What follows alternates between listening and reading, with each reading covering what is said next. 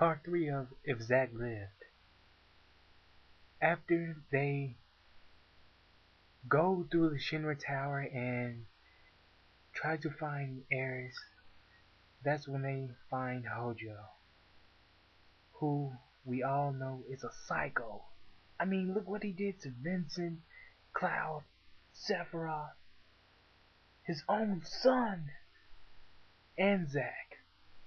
So after that, then that's when Zack meets Red 13. And he's like, oh my gosh, a freaking talking dog! And then Red 13, he's like, whoa, a human. And then that's when they see Ares in the capsule with Red 13. And then he's like, is he gonna kill him? Is he gonna kill her? Oh, let me in here, let me in here. And then Hojo's like, oh, the failure. And then after that, that's when Zack pulls out his sword and cuts the capsule open, letting Aerith and Red 13 out. But to Zack's surprise, Red 13 wasn't a harm, or he wasn't bad at all. So that's when another capsule breaks beside the capsule which they were kept. And in that capsule was a monster-like thing, Genova Cell, looking bad. And that's when Red 13 offers Zack, Cloud, and Tifa their help. So they make a party of 3, which is Zack, Cloud, and Red 13. So after that, they fight and they kick ass like, yeah, liberate, Springer. So after that, they talk to Hojo, and he's like, oh, what have you done? My precious little experiment. Now what am I going to do? So after that, then they leave the Shinra building, and they are captured by President Shinra himself. Bum bum bum. So after they are caught by President Shinra, they are held in their cell, which they are locked in for more than at least 2 or 3 hours. Then the lights start to flicker, and after they flicker, that's when they notice they hear screams from soldiers. And those screams from soldiers were screams of agony and pain. That's when Zack's like, huh? What's that noise? And then he notices that a soldier is walking towards their cells. And to his surprise, it was Sephiroth's blade in one of those soldiers.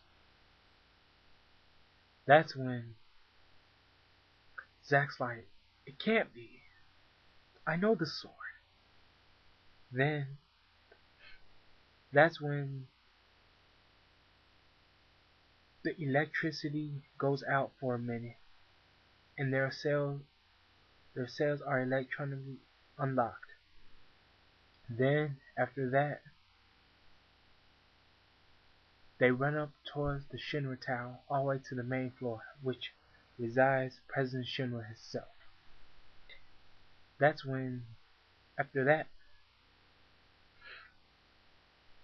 they look and see yet another blade, Masamune, which is Sephiroth's.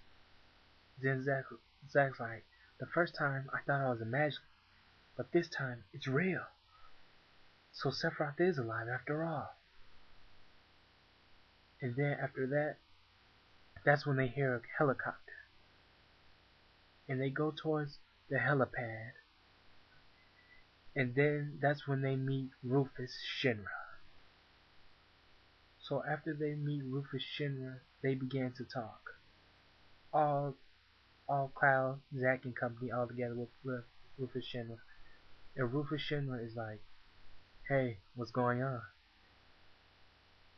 I just made it from a tropical island. Huh. So you're the intruders I've been hearing about so much. And Zack's like, well, what of it? And Cloud's like, man, calm down.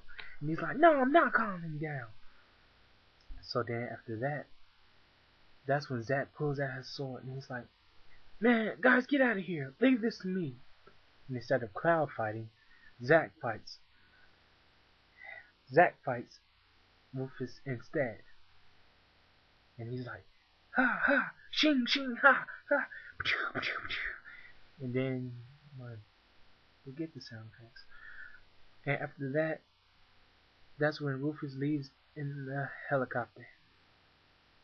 And while escaping, Cloud has to fight the helicopter machinery thingamabob. And after that, that's when Cloud and Tifa are running down, and that's when they hop up in the car.